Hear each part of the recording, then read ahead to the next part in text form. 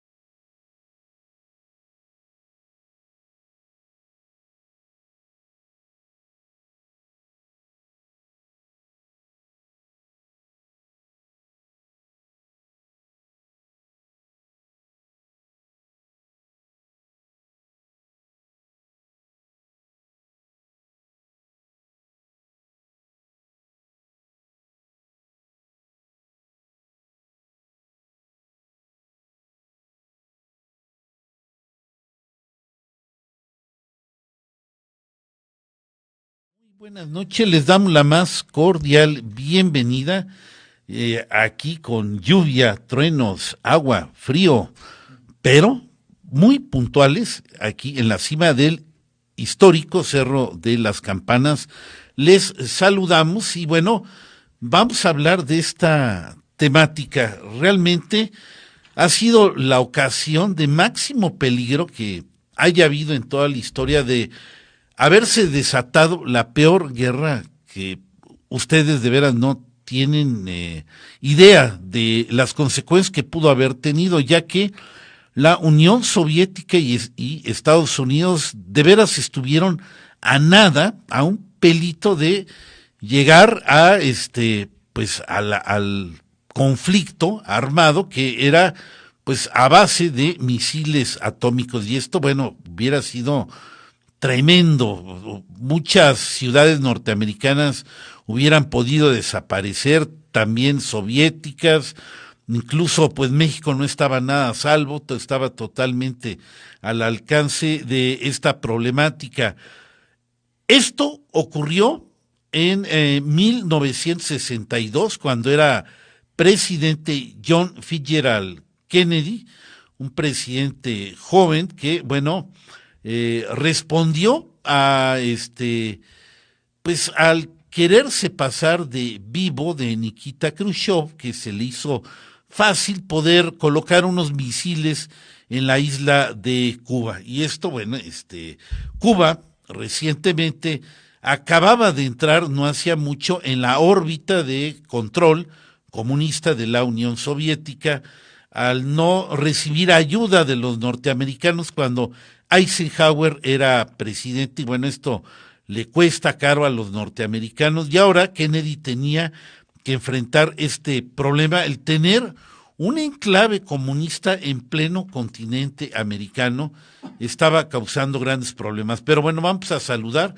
a nuestros colaboradores. Fernando, ¿qué tal? ¿Cómo estás? Muy buenas noches, bienvenido. Hola Raúl, buenas noches. Gerardo, buenas noches. Pues aquí tocando este tema muy interesante de mediados de siglo pasado, siglo XX, en esta noche lluviosa. Ya empezamos con el clima de invierno, ya se acerca Navidad, entonces bueno, esperemos que les guste el tema a todos. Muy buenas noches. Así es. Gerardo, ¿qué tal? ¿Cómo estás? Muy buenas noches, bienvenido.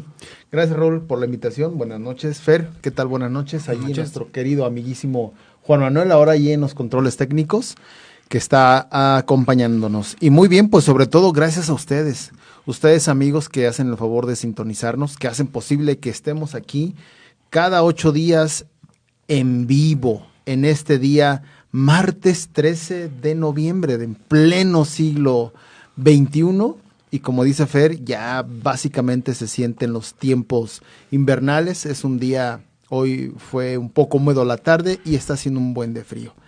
Pero muy bien, les damos la bienvenida y les agradecemos. Ya tenemos micrófonos abiertos y estamos listos para escucharles. Como les comentamos, siempre hay 4 accesos en los que usted puede comunicarse e interactuar con nosotros. El primero de ellos es un teléfono aquí en cabina, que Juan Manuel va a estar muy pendiente de sus llamadas para cualquier aviso, para cualquier comentario, para cualquier crítica o lo que ustedes gusten, un buen saludo.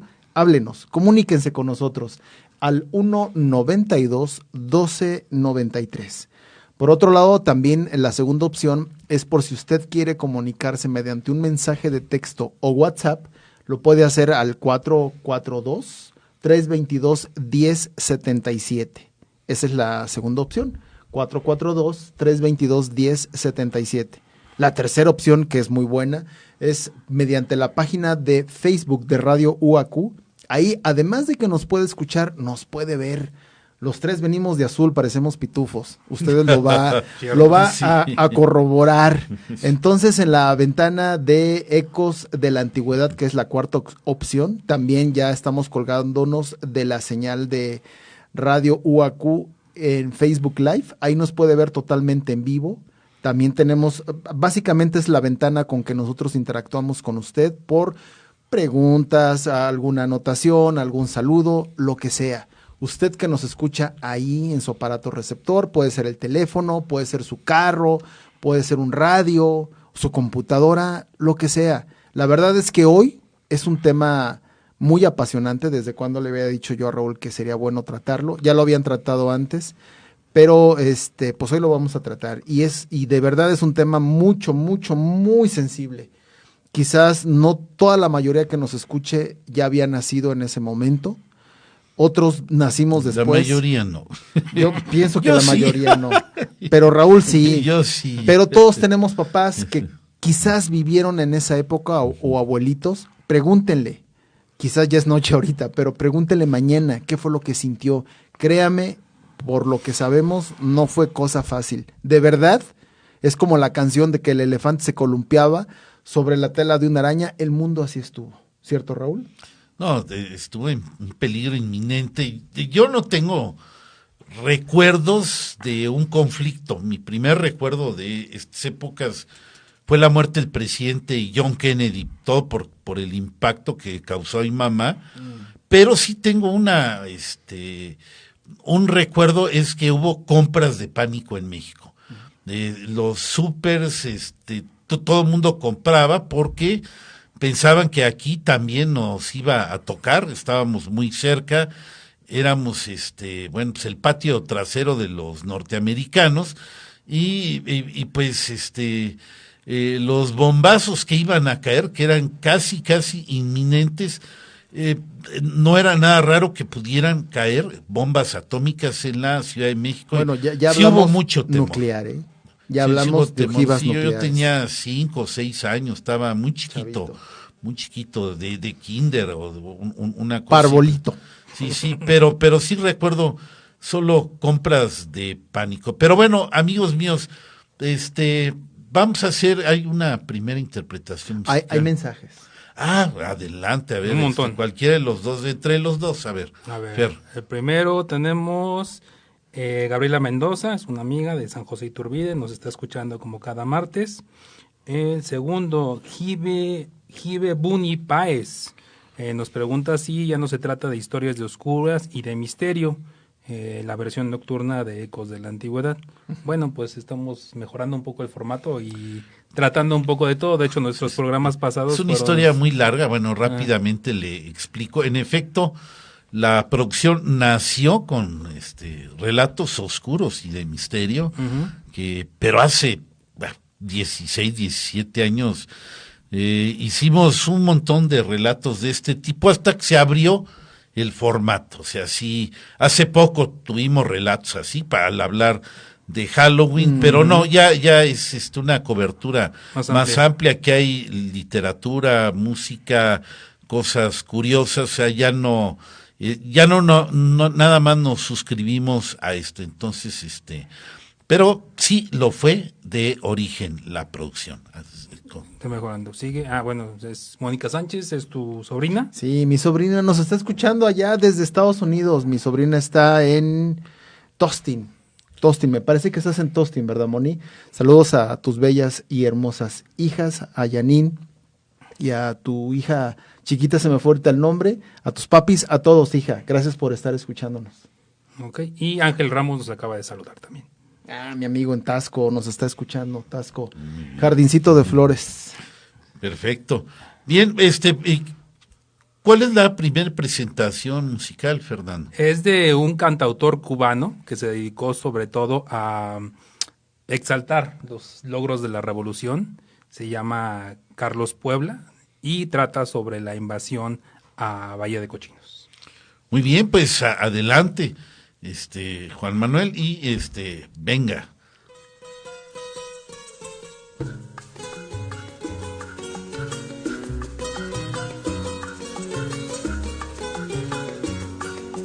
Vinieron los mercenarios por el único camino, la ensenada de cochinos, cochinos extraordinarios.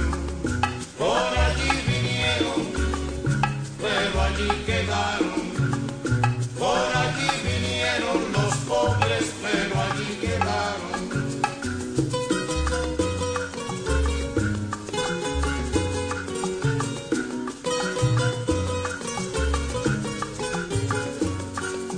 Por ese lugar vinieron, por allí desembarcaron, pero allí mismo quedaron los pocos que se atrevieron. Por allí vinieron, pero allí quedaron. Por allí vinieron los pobres, pero allí quedaron.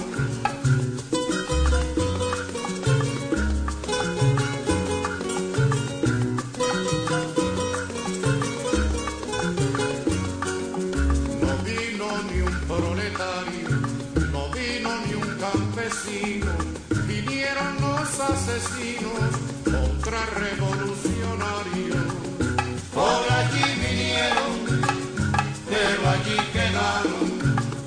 Por allí vinieron los pobres, pero allí quedaron.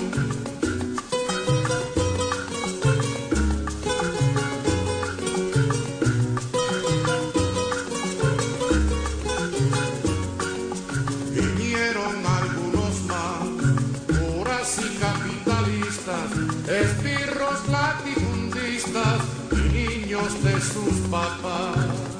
Por allí vinieron, pero allí quedaron. Por allí vinieron los pobres, pero allí quedaron.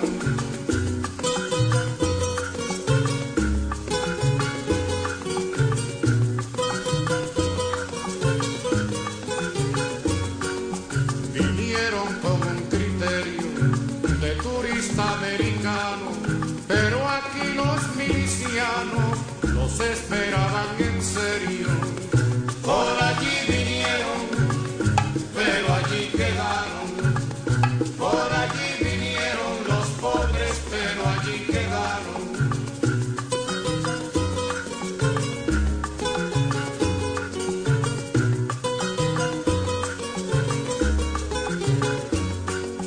Quedaron que daba pena, sin moral y sin destino.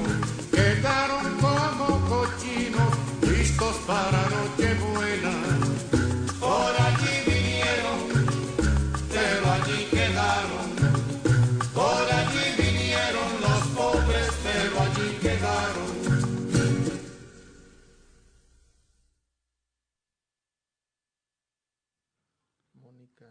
Bueno, esperamos que les haya gustado la canción. Y bueno, vamos a empezar con nuestro tema. Le damos pie a Gerardo para sí. que nos dé la entrada. Mira, hay un par de llamadas más. Ok. Mensajes. Guadalupe Rodríguez Pacheco. Es mi prima, nos allá en la está Ciudad de escuchando México. En la Ciudad de México. CDMX. Y mi compañero y amigo Marco Polo, que nos está escuchando allá desde la bella Monterrey, Eso no me apareció. la ciudad de los Regios, por allá. Muy bien. Regiolandia. Saludos, prima. Saludos a todos que nos están escuchando y sobre todo viendo. Bueno, pues vamos a comenzar, Raúl. Yo recuerdo que cuando yo era muy niño, bueno, no tan niño, ya más grandecito, mi papá alguna ocasión, quizás de esas preguntas que de jovencitos, de niños alguna vez hicimos, Le dije si en alguna ocasión él había tenido miedo en la vida, ¿no? Sí. Yo viendo las películas del santo y todo, de los monstruos. Esa fue la razón de mi pregunta. Él me contestó una pregunta que en su momento no entendía, una respuesta que en su momento no entendía. Me dijo, sí, yo en algún momento tuve mucho miedo, terror y pánico. Yo dije, fue un monstruo, fue un espanto.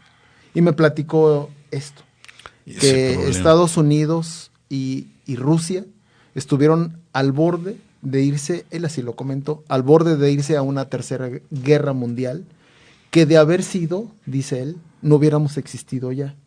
Mi papá sí se refería. Él tenía hijos chicos en ese entonces, yo ni nacía.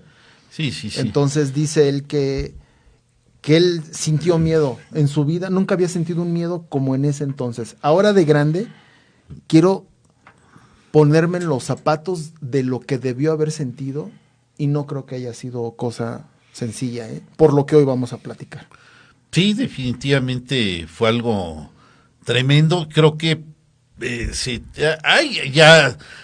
sí es algo conocido, no tanto como debería, pero sí el peligro fue grave e inminente, y pues por eso le vamos a dar una importancia. Y esto está en el marco de que Cuba, después de su revolución al quitar a Fulgencio Batista, que era el dictador, la revolución de Fidel Castro, pues cuando triunfa, primero voltea hacia los Estados Unidos, pues para querer legitimarse, pero pues quizás como Fulgencio Batista era un presidente que estaba totalmente abierto a las inversiones norteamericanas y todos estos asuntos, pues seguramente no veían con agrado a Castro, lo dejaron esperando, no le dieron cita, no pudo hablar con Eisenhower, y pues en ese momento Nikita Khrushchev dijo, esta es la mía, porque esa revolución obviamente no tenía un tinte de izquierda, la izquierda vino después. Entonces, en este desprecio que le hacen los norteamericanos a Fidel Castro, surge el oportunismo de los soviéticos, que vieron la oportunidad de poner pues una pieza de ajedrez, un peón en pleno continente americano, que seguramente les iba a ser muy útil, y derivado de este pensamiento en que Cuba estaba muy cerca de la costa norteamericana, pues dijo Khrushchev, bueno, pues esta guerra fría está muy fría, ¿por qué no la calentamos un poquito? Y pues ya que tengo mi aliado americano, pues vamos a hacer ciertas travesuras, y aquí empezó el problema. Fer, fíjate adelante, que desde el final de la Segunda Guerra Mundial, las relaciones de Estados Unidos y Rusia estuvieron deteriorándose.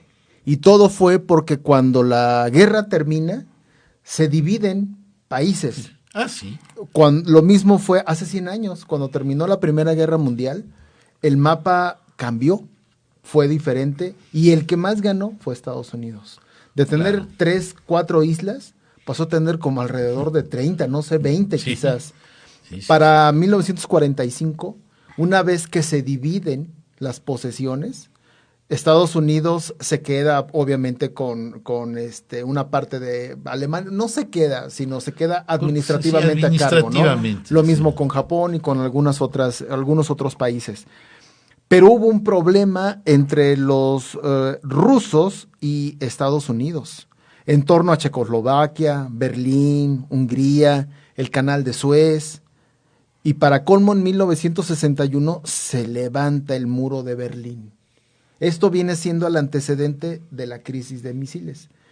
Cuando Fulgencio es derrocado por Castro, él era un dictador, Fulgencio Batista, y había una inversión tremenda en Cuba. Bien me dijiste que era el Hollywood, el patio trasero de Hollywood de Estados Unidos, ¿no?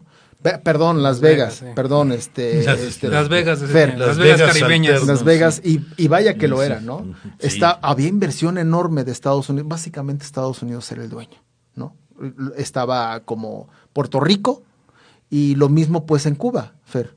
Sí, de hecho, oficialmente no era un protectorado como lo es Puerto Rico, pero realmente las inversiones estaban muy fuertes. Los estadounidenses eran dueños pues del oro blanco que es Cuba, que es la caña de azúcar, Sí. igual de las refinerías que había en Cuba eran dueños. Entonces realmente prácticamente lo usaban como había casinos, de hecho queda todavía un hotel ahí en La Habana, que es como dato curioso, es el único hotel donde oficialmente puedes conseguir Coca-Cola dentro de Cuba. Entonces puedes conseguir muchos productos estadounidenses. Bueno, la Coca-Cola es mexicana, pero bueno. Americana. No, es que dice Made in México la Coca-Cola que te venden ahí. ¿Sí? Ándale, mira, no me sabía Pero esa bueno. historia, Fer. Pero sí, y con la entrada de Castro en la revolución, pues todo esto se acaba. El problema es que a la revolución pues no le quedan recursos. Realmente todos los recursos estaban administrados por los estadounidenses y es cuando comienza el problema. Castro, en la rechazo que comentó Raúl que le da Eisenhower, se presenta en Nueva York para poder hacer, pues, decir y presentar la revolución, lo que había pasado, ¿no? Es cuando aprovecha el gobierno ruso para acercarse a él y es realmente cuando la revolución o el gobierno de Castro toma un tinte socialista, no llega al comunismo, sino un tinte Se socialista. declara socialista. Exacto. Y a partir de ese momento, muchos de los negocios estadounidenses se empiezan no a expropiar, a tomar. A nacionalizar, Exacto. empezaron a nacionalizar Pero a tomarlos. todo esto, sí. Entonces, esta parte es ya la que empieza a afectar. Principalmente los Estados Unidos, yo creo que empezaron a ver como que, bueno, era como que algo que podían recuperar. Pero cuando empieza con la ayuda de tanto de Rusia y cuando empiezan a afectar directamente sus intereses, es cuando ya empiezan realmente a preocuparse y es cuando empiezan los planes para poder destituir a Castro. Incluso hay una carpeta, al parecer, de la CIA en la que había miles de planes para acabar con Castro, ¿no? De hecho, en la cultura popular a veces se hacen muchas referencias a estos atentados o ¿cómo se llama? Intentos que se hicieron por derrocar a Castro, pero realmente fueron ciertos, o sea, había teorías bastante locas, desde asesinarlo hasta hacerlo parecer como un loco en plena televisión cubana. Fíjate que Castro, parte de su entrenamiento lo llega a hacer en México. Sí, Lo por llega a supuesto, hacer sí. lo llega a hacer en México. El Che y Castro estuvieron en México, sí. Él Viven en la- tenía 33 años cuando es en enero del 1959 cuando finalmente la revolución de- se corona, ¿no? sí. Y él pues tenía unas ideas ciertamente radicales, diferentes al capitalismo. Él pues le vendió al pueblo la idea de que con su revolución y con la llegada al poder todo iba a ser transparente. Castro, Sí, sí. Castro afirmaba y decía que nunca hubo honestidad en las arcas de la nación. Lo mismo que con la honestidad vendría impulsar la educación, impulsar la salud, ¿no? Todo lo que cuando un buen presidente o una persona llega al poder y quiere buenas intenciones, ¿no? Pero salió al traste.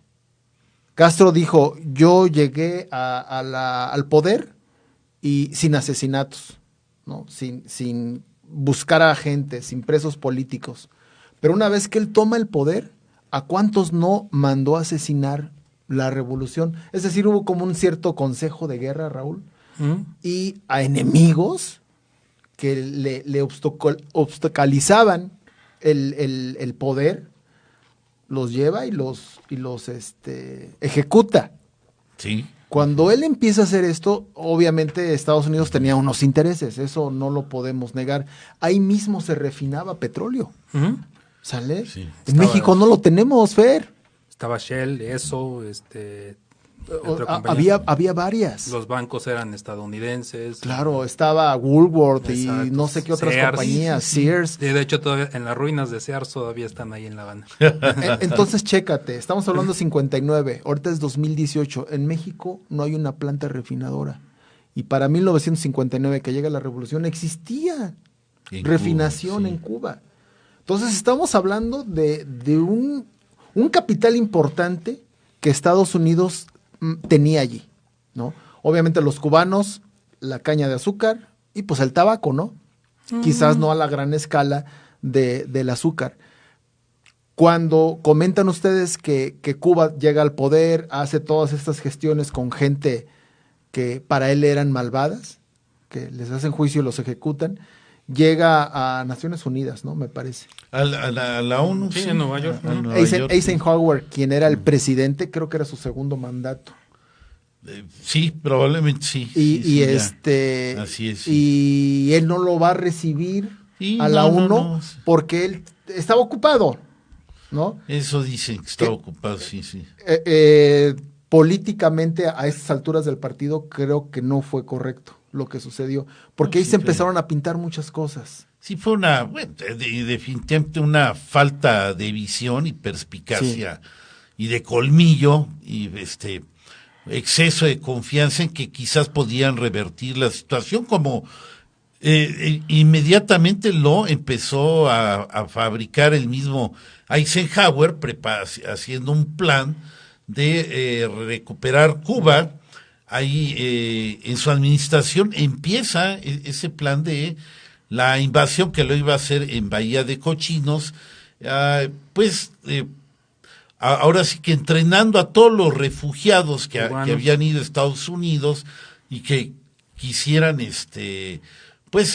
recuperar, pues se les entrenó por parte de la CIA, se hizo un plan, digamos, más o menos objetivo de cómo apoyarlos para que, sin que pareciera descaradamente la intervención norteamericana, la situación política diera la vuelta. Pero en esto termina ya el periodo de Eisenhower, entra John Kennedy, que pues desconocía el plan totalmente y le toca heredarlo, haciéndole un montón de modificaciones, puesto que tenía más temor, redujo pues la participación norteamericana, la hizo nada, prácticamente no apoyó con nada porque tenía miedo a la crítica que le estaban haciendo de manera internacional y prácticamente dejó a su suerte sin ningún apoyo a los pobres revolucionarios que pues que eran muy poquitos y que los mandaron totalmente pues al matadero. Sí. Finalmente, lo que yo comentaba de que quizás faltó un carácter político a Eisenhower, ¿quién era Cuba? Cuba no representaba, era una pequeña isla de diversión, para los americanos era una entrada de divisas, ¿no? ¿Qué peligro podía ocasionar, no? Castro había llegado, al parecer les iba a tirar el teatrito, pero hasta ahí. Sí, Eisenhower dijo, no le voy a dar la importancia. Sí, no era necesario, Fer, porque no representaba sí, ahorita lo vemos muy importante a toro pasado. No lo vio él. Sí, por eso dije, a esta altura fue un gesto. En ese momento yo creo que era nadie lo asesoró. Sin importancia, pero ¿saben qué? Ya estamos a la mitad Raúl, del tiempo. Espérate. Es la mitad del tiempo. Ya nos tenemos que identificar e ir con una siguiente interpretación musical y, bueno, mensajes, Fer. Rápidamente, los mensajes. Caramelo Caramel, sí, nos comenta acerca de las casonas y lugares que hay en Cuba. Amparo Álvarez, saludos al panel desde Tasco Guerrero. Y Marco Mejía Pineda. Marco, que ya le habíamos mandado saludos a Monterrey. Muy bien, bueno, pues, ¿qué vamos a escuchar? Esta es una canción en ruso que dice Cuba, mi amor, y fue estrenada en un programa en la televisión rusa en diciembre de 1962. Digo, a menos de que sepan ruso, pues no le va a entender, pero algunas cosas sí se pueden escuchar. Muy bien, vamos a identificarnos y con esa interpretación musical que nos acaba de decir Fernando, y enseguida iniciamos la segunda parte de nuestro programa. Radio Universidad 89.5 FM, transmitiendo para ti las 24 horas del día desde el histórico Cerro de las Campanas, Querétaro. Radio Universidad. La cultura universal. 23:31 minutos.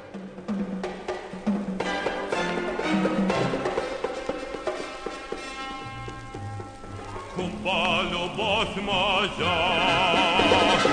остров зари багровой, песня летит над планетой звеня. Куба, любовь моя, слышишь чеканный шаг?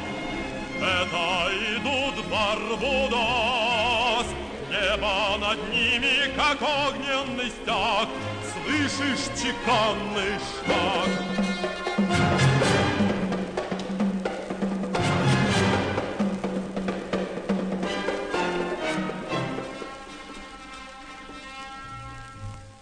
Мужество знает цель, стала легендой Куба.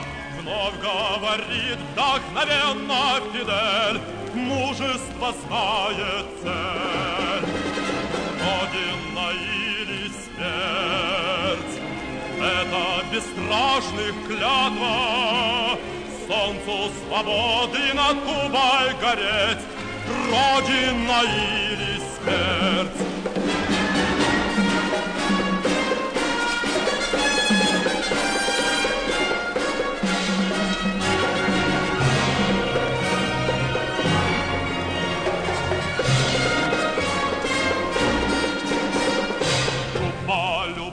Моя, остров зари багровой, песня летит над планетой звеня. Куба, любовь моя.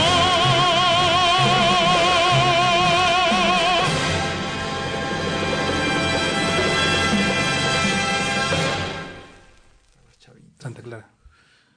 Bien, amigos míos, iniciamos la segunda parte de este programa. ¿Hay más saludos o algo? No. Yo no me aparecen. ¿Tú? Sí, Pero a dice mí no me Guadalupe aparecen. Rodríguez Pacheco, que ya Ah, lo hemos mi saludado, prima, dice, sí. está muy interesante lo que están hablando. Gracias, prima. Muy bien. Bien, pues. Bueno, pues nos quedábamos en eso, ¿no? De que era, y fue políticamente incorrecto que Eisenhower no fuera a recibir a Castro Sí, en que la no ONU. le diera la oportunidad. Y fue, yo creo, el preciso momento cuando Khrushchev, porque le da un abrazo, está la filmación. Ujú. Sí. Khrushchev se acerca, le da un abrazo, y yo creo que Khrushchev, pienso que debió haberse enseñado con Castro para que Castro fuera a verlo. Y en ese momento Khrushchev dijo, estoy cerca de los Estados Unidos. Porque tenía entonces, como ya platicábamos en la primera parte, Estados Unidos y Rusia tenían inconveniencias, ya no estaban tan aliados, ya no lo eran. La Guerra Fría, eso fue lo que los distanció.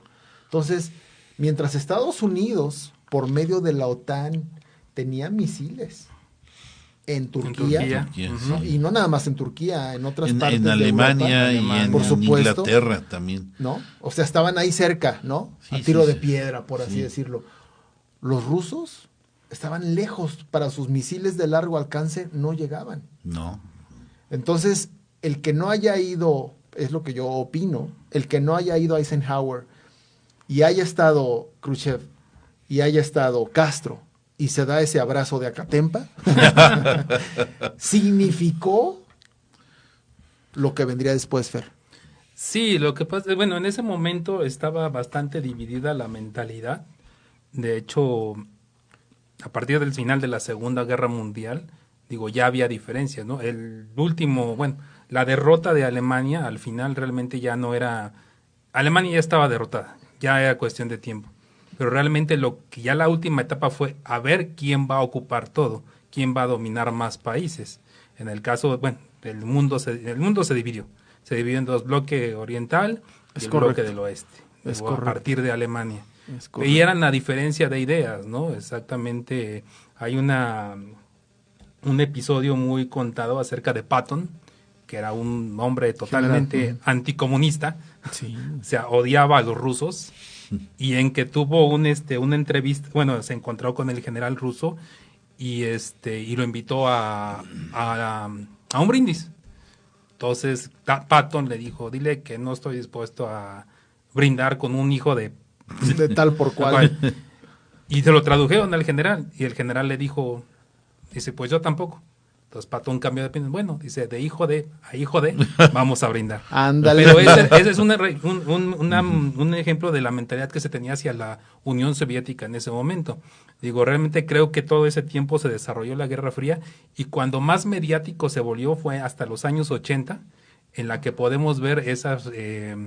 ¿Las reformas de Mijail? No, pero realmente cómo se representaba a la comunidad rusa en las películas. O sea, tenemos muchas películas. Sí. Las de James Bond, por ejemplo. Bueno, ¿no? James Bond fueron de los 60, Sí. pero incluso durante toda esa época hubo cierta unidad Rusia-Estados Unidos. O sea, no había tanta como que tú eres el malo, yo soy el malo. O sea, como que todavía diferenciaba, son diferencia de ideas nada más. Sí. Pero es a partir de los años 80 cuando realmente ya los rusos se empiezan a pintar como los malos, incluso como casi robots. Hay una de las películas más icónicas, Top Gun, con Tom Cruise, que pelea contra los rusos, y los rusos siempre traen el casco. O sea, nunca ves la cara del piloto ruso. O sea, eso es como un robot. ¿Qué me dices de Rocky 4? Rocky 4 totalmente fue una Iván Drago, propaganda, ¿no?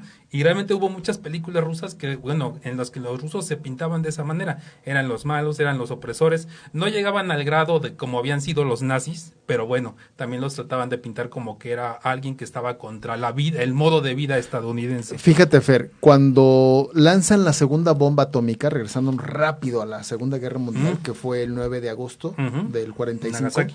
en Nagasaki, 2 semanas después, una semana después del 9 y la siguiente, los rusos todavía seguían atacando Manchuria, seguían atacando la parte norte de China, y habían llegado incluso a Corea. Esperaron 2 semanas más para avanzar. Eso pues es mala leche. Y eso les tocó a ellos. Corea del Norte, por ejemplo. Sí, la guerra que, sería la siguiente guerra, que es en los años 50, y que actualmente pues es la división que está marcada, ¿no? Corea del Norte, Corea del Sur. Así es, pero bueno, vamos avanzando a lo que es este problema que se está dando. ¿Alguno de ustedes tiene noticias o datos de lo que pasa en Bahía de Cochinos cuando a Kennedy le toca heredar esa problemática? Los escucho.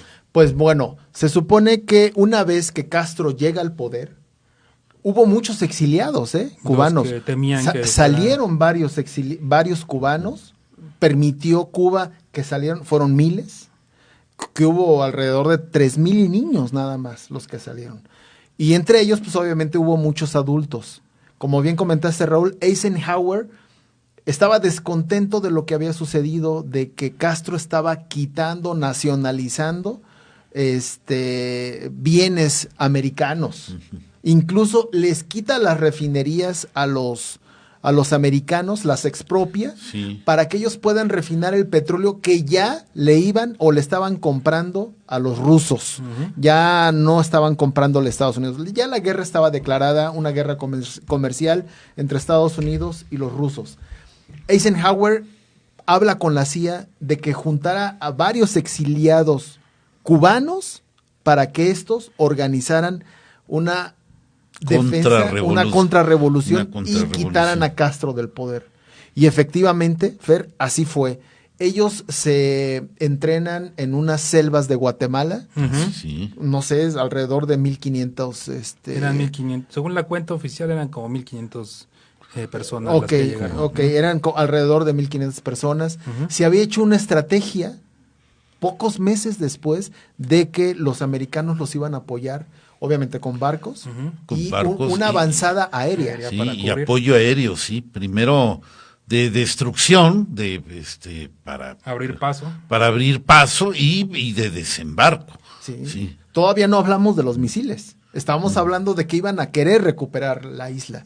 Pero hubo un problema, Fer, de que los americanos habían sido expuestos de que estaban tratando de invadir una pequeña isla, ¿cierto?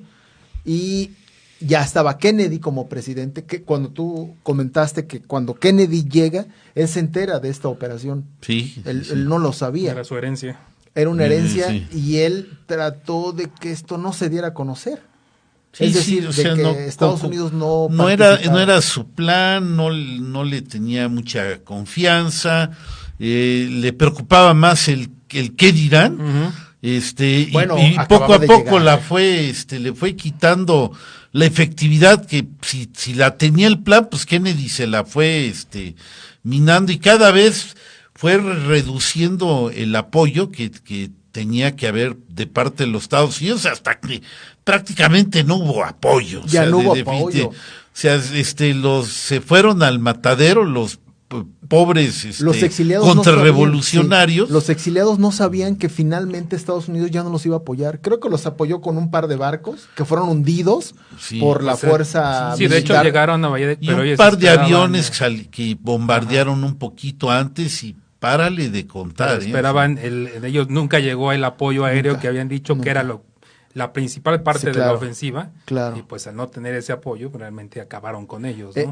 La idea era llegar por el Caribe Ujú. a la bahía de Cochinos, Playa Girón. que Cuba estaba al otro extremo de al otro extremo no, en la parte norte, haga de cuenta, por usted que nos escucha, donde está la Florida, cerca de ahí, por así decirlo, está la capital que es Cuba. La Habana. Bahía de Cochinos, perdón, La Habana, Bahía de Cochinos está como mirando hacia Quintana Roo. Así es. Los divide alrededor de 200 kilómetros. Entonces, estaba todo preparado. Cuando los exiliados o los contrarrevolucionarios llegan a Cuba, ellos pensaban que iban a llegar los americanos. Ellos pensaban que lo iban a hacer. Empiezan a luchar Sí, y no lo ven. sí. De repente se ven Fue perdidos. una, no sé, sí, como una que- sorpresa muy desagradable. Totalmente. De hecho, hay Una- algunas entrevistas años después y ellos dicen, nos abandonaron nuestros aliados. Los dejaron morir a su suerte. Sí. 72 horas bastó para que Cuba pudiera aplacarlos. Sí, realmente ya estamos viendo aquí dos errores. Uno de Eisenhower al no hacerle caso a Fidel Castro y Kennedy que manejó pésimamente el asunto de Bahía de Cochinos. A lo mejor hubiera sido más conveniente quitar el plan porque no era de él y no comprometerse a nada y pues no hubiera habido tanto problema, pero no, pues le dio supuestamente al principio el espaldarazo, le fue reduciendo la eficacia al plan y a final de cuentas se escondió la mano y los pobres cubanos contrarrevolucionarios pues acabaron prácticamente solos, Se quedaron totalmente ahí. traicionados y muy tristes y fueron rápidamente barridos por las fuerzas de Fidel Castro. Fue un revés que no se lo esperaban.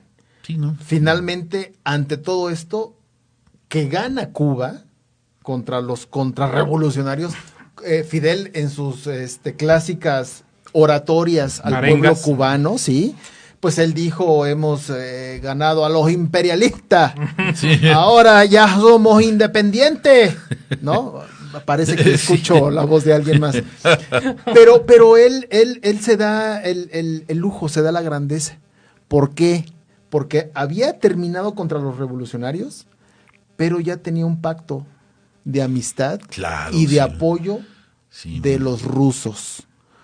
Cuando Rusia pide el apoyo, cuando Cuba pide apoyo a Rusia porque Estados Unidos lo veta completamente, Ujú. él le Sí. pide apoyo, le pide ayuda.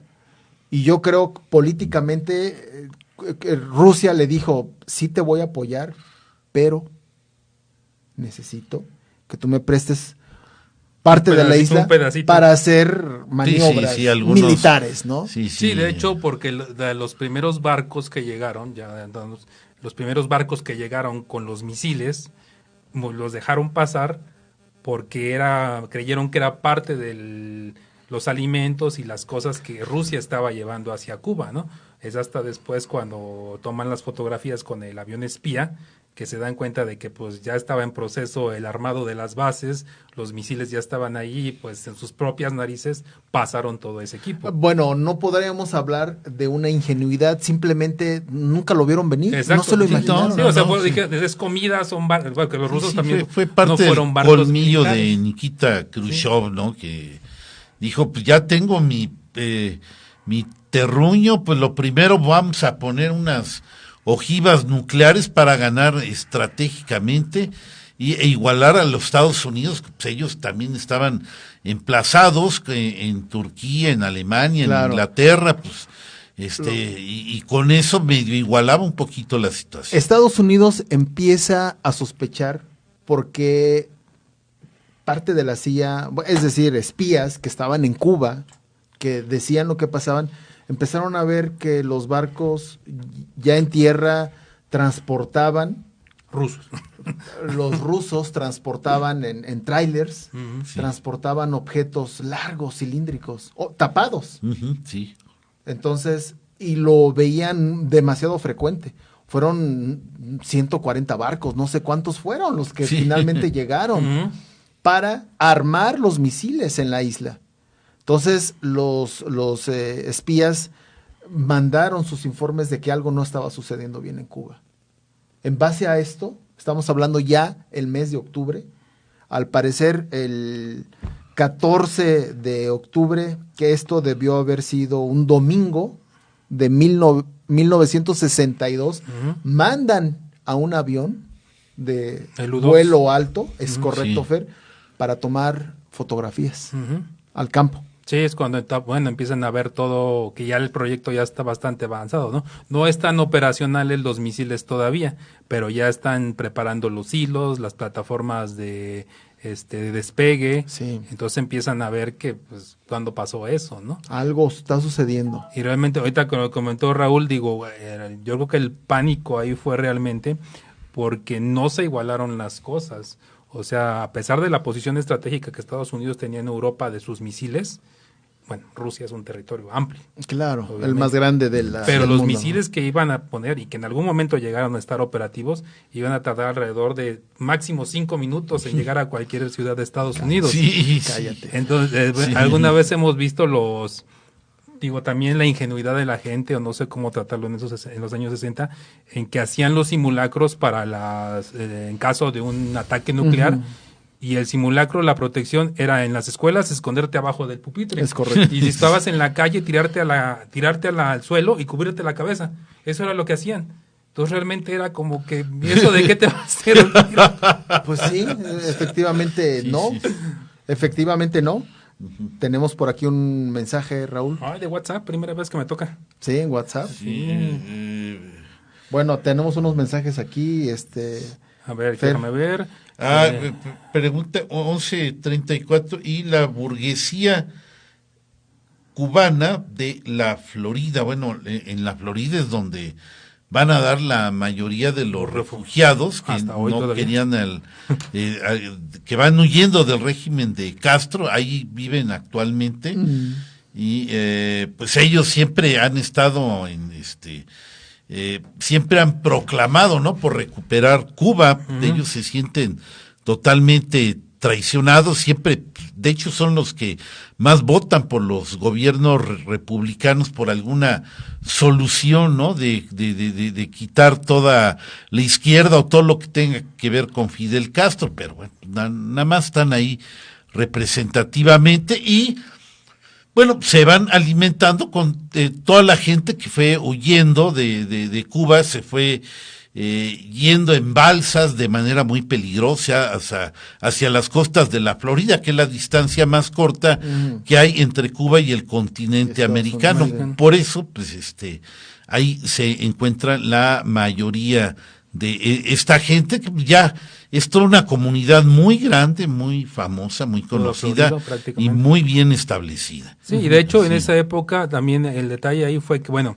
actualmente ya son, recientemente, los refugiados que huyeron, bueno, a partir de mi edad, 79, fueron ya huyendo, como dices, del régimen de Castro, pero esos primeros refugiados que huyeron hacia los Estados Unidos huían porque habían sido colaboradores del gobierno de Bautista. Ok. Entonces Sí. huían por miedo a las represalias. Claro, sí, Realmente sí. todavía no se tenía la idea de que Cómo venían las de que cosas. Castro iba a ponerse en el poder por la eternidad, Sí, sino más bien temían posiblemente se haga dictador, no lo sabemos, pero huimos porque nosotros colaboramos con Bautista, entonces mejor no nos metemos en un par problemas. de ejemplos muy famosos en México, bueno, que yo los recuerdo, quizá ustedes no.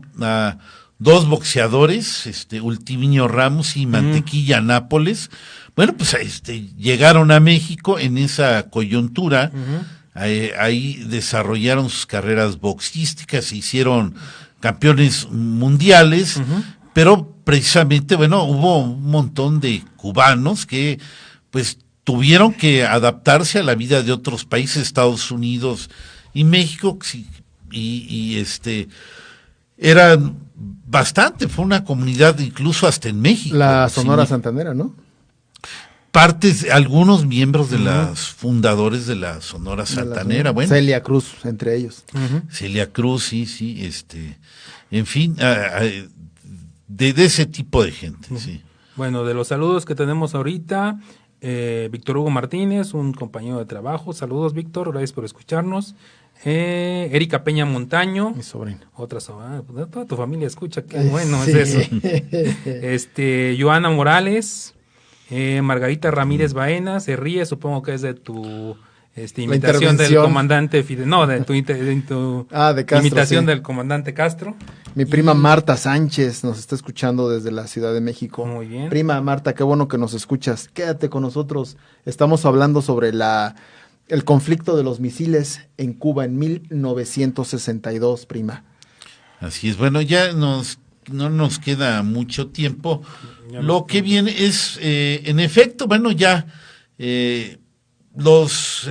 hemos dicho rápidamente. Toman fotos el avión. Un U2. Ahí tienen si quisiera esos datos más puntualitos ahí porque sí. Toman fotografías y obviamente el rollo es llevado a Washington con carácter de urgencia. Sí, hacen una especie de fotometría, es un rollo de fotos y entonces van como juntando con dos para ver la tercera dimensión y ahí es donde empiezan exactamente... empiezan a ver en un campo, en un selvático, empiezan a ver en la selva momentos, lugares así como pelones, como si los hubieran quitado. Sí. Y se ven trailers, trailers y las ojivas muy clarito y esto, bueno, pues es presentado en una junta de la ONU cuando se empieza a increpar al representante soviético, ¿no? Oye, ¿qué es esto? ¿Qué les pasa? Porque así lo quiso solucionar Kennedy, porque se vieron, ya se han de imaginar la tremenda sorpresa que se llevaron, porque no se le esperaban cómo les habían pasado un montón de ojivas nucleares que habían llegado a Cuba, que ya las estaban instalando y que pues ya bien tarde les van comunicando que ese es un gran problema que Kennedy dice, ¿cómo le voy a hacer? Desde ahí empezó este tortuoso camino, o sea, no responde bravuconamente, sino se va por las vías diplomáticas de la ONU para empezar a evidenciar este problema hasta que bueno, va escalando, ¿no? Bueno, eso ya fue mucho después, cuando en la ONU Sorín y un encargado de la... Sí, de hecho en un principio se mantiene un tanto en secreto por el propio gobierno de Estados Unidos, porque querían ver primero a qué se estaban enfrentando, ¿no? Antes de empezar el pánico, que realmente el pánico después del anuncio de Kennedy se empezó a dar, lo que dices, las compras de pánico y todo, pero todavía aguantaron un poco esa información para poder analizarla y tratarla entre ellos para ver qué podía pasar. El martes 16 de octubre es cuando llegan estos rollos, son analizados en la Casa Blanca. Cuando los analizan, ahora sí que con lupa y a detalle, ven estas figuras que ya mencionabas, Fer, de la altura, pues se ven ahí trailers, se ven ojivas, se ve ya un área como de lanzamiento. Algo no está bien. Van con otros expertos, lo revisan, quieren saber qué es lo que se trata y empiezan a revisar en sus archivos, en un catálogo que tienen de lo que los rusos han hecho, y encuentran que son los misiles nucleares que estaban siendo instalados en Cuba y que los Estados Unidos en ese momento estaban ellos mismos, cuando se dan cuenta, entran como en un momento como de shock. O sea, ¿es cierto esto?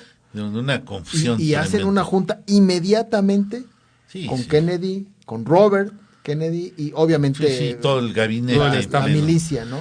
Bien, pues ya el tiempo se nos terminó. Desde luego vamos a seguir con el tema porque apenas nos estamos perfilando en cómo inicia esto que también se llamó la crisis de octubre, no solamente la crisis de los misiles. Viene la semana de gracias, tensión, la próxima semana platicaremos. La próxima semana hay plática de Ecos de la Antigüedad el siguiente miércoles 21 de noviembre con un tema de la Revolución Mexicana, 6 de la tarde, en la antigua estación de El Ferrocarril.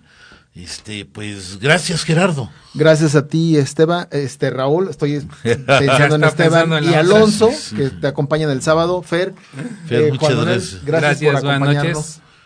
Gracias, Juan Manuel, gracias a todos. Nos vemos este sábado a las 8:30.